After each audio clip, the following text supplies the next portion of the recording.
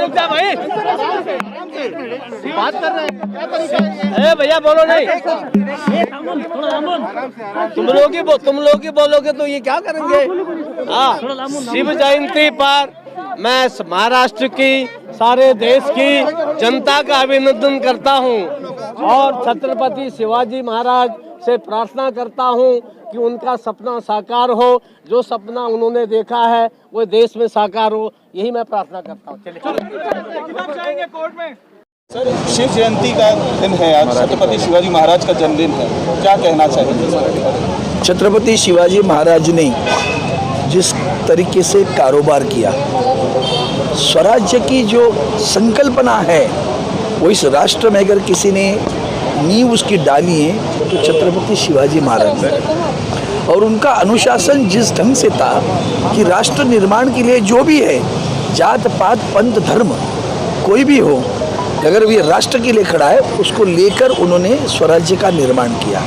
और वही अनुशासन लेकर आज मुझे गर्व है कि महाराष्ट्र राज्य की सरकार उसी तरह से सभी को लेकर अनुशासन कर रही है, न्याय देने की प्रक्रिया कर रही है।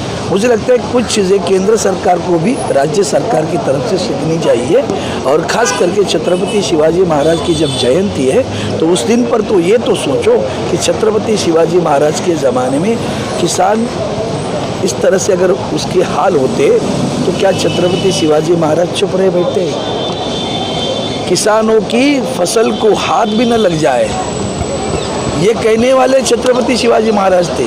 और आज के ज़माने में 200 किसानों की मृत्यु हुई तो भी केंद्र की सरकार के आंसू भी नहीं आए, न कि खेद प्रकट किया, न कि कुछ कदम उठा रहे हैं। तो ये जो चीज़ है वो छत्रपति शिवाजी महाराज के आज जयंती के दिन पर अंतर्मुख होकर सोचे कि क्या हमारे कदम इसी तरह से जा रहे नहीं जा रहे, तभी हम जयंती मना सकते हैं। सर, महाराष्ट्र सरकार की तरफ से 100 केवल जो है लोगों को एकत्रित होकर शिव जयंती मनाने के लिए कहा गया है, परमिशन दिया गया है कोरोना की वजह से, लेकिन बीजेपी का ये कहना है कि ये बहुत बड़ा महोत्सव है और इसको हम एक बड़े पैमाने पर इसका जश्न मनाएंगे, हम इस आदेश को नहीं मानते हैं। तो अच्छा हुआ उन्होंने कहा कि प्रधानमंत्री के भी आदेश को नहीं मानते, क्योंकि आदरणीय प्रधानमंत्री जी ने अब बजट पर जब राष्ट्रपति के अभिभाषण के धन्यवाद प्रस्ताव पर जब भाषण किया तब उन्होंने कहा कि जब कोरोना के लिए केंद्र की सरकार लड़ रही तो विपक्ष हमें तकलीफ दे रहा था, कुछ क्या कहूँ, कुछ खास करके शिकायतें पैदा कर रहा था। तो इसी समय में ये देखिए राज्य की सरकार में वही चीज़ हो रही थी जो प्रधानमंत्री कह रहे, वही यहाँ भी हो रहा था कि कोरोना के लिए आदरणीय मुख्यमंत्री उद्धव जी ठाकरे साहब, उनकी सरकार जिस तरह से कदम उठा रहे थे और जा रही थी, तो उसके खिलाफ अगर कोई आंदोलन कर रहा था या कुछ शिकायतें पैदा कर रहा था, जानबूझकर कर रहे थे, सब जानते हैं। मंदिर खोलो, ये खोलो, अब क्या हुआ, अब चुप क्यों बैठे हैं। जब कोरोना का दूसरा संकट सामने आकर खड़ा हुआ है तो याद आएगी जब उद्धव साहब ठाकरे जी कह रहे थे कि सावधानी से कदम बरतना होगा, तब यही कहते थे, आज भी वही हो रहा है।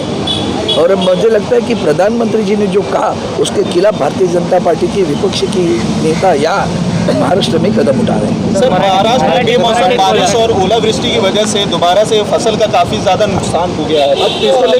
या संदर्भात गुन्हे दाखल का केले जात नाही आहे? ते मी सांगतो ना, पोलिसांनी चौकशी, पोलिसांचं काम आहे, तुम्ही नका ठरवू कोणावर प्रवक्ता आहात म्हणून मी तुम्हाला विचारतो। मी सांगतो ना, तुम्ही ठरवू नका, ते ठरवतील पोलीस, ते पोलिसांचं काम आहे, चौकशी आणतील, त्यांना जेव्हा वाटेल की होय हा पुरावा आहे, तुम्ही म्हणता म्हणून एखाद्याला फाशी द्या, असा प्रकार होणार नाही। तुम्ही केल्यानंतर पोलीस चौकशी करते आणि त्याच्या अंती जे काही निर्णय येईल तेव्हा त्याच्यावर होतील दाखल।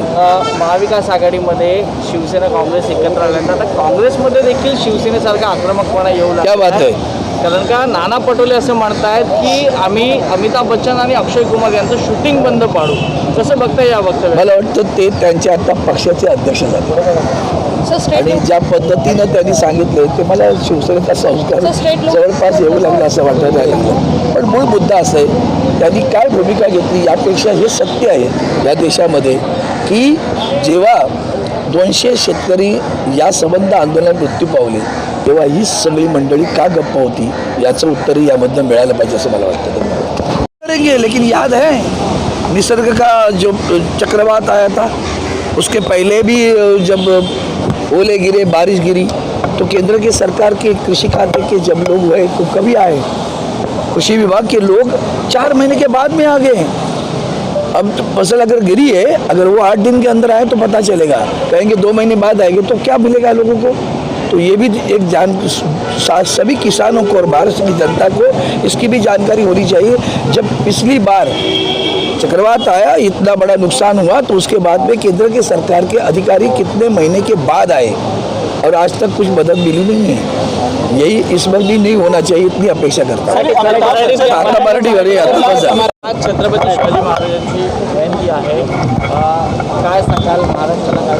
मला वाटतं छत्रपती शिवाजी महाराज हे महाराष्ट्राचं नव्हे देशाचं आराध्य दैवत आहे। त्या दैवतानं या देशाला स्वराज्याची संकल्पना दिली आणि निव्वळ स्वराज्याची संकल्पना जिजाऊंचं स्वप्न साकार करण्यासाठी नव्हती, तर प्रत्यक्षात अनाचार अत्याचाराच्या विरुद्ध देश एकत्र करावा, देश स्वतंत्र करावा, देशात स्वराज्य निर्माण करावं या भावनेनं त्यांनी जातपात धर्मपंथ न पाहता जे म्हणून स्वराज्यासाठी आहे त्यांना सगळ्यांना एकत्र करून ती लढाई केली आणि स्वराज्य निर्माण केलं, सुराज्य निर्माण केलं। आणि त्या सुराज्यामध्ये शेतकऱ्यांच्या कणसाला सुद्धा हात लागता कामा नये हे सांगणारे छत्रपती शिवाजी महाराज आजच्या राज्यकर्त्यांसाठी खास करून मार्गदर्शक तत्व होईल की जेव्हा देशामधील शेतकरी 200हून अधिक शेतकरी तिथं आंदोलनात मृत्यू पावत असताना केंद्राच्या सरकारच्या डोळ्यातून आसूसुद्धा येत नाहीत, कुठं खेद व्यक्त होत नाही आणि कुठलंही पाऊल त्या प्रश्नाचं निराकरण करण्यासाठी ते उचलत नाहीत, तेव्हा छत्रपतींची जयंती साजरी करण्यापूर्वी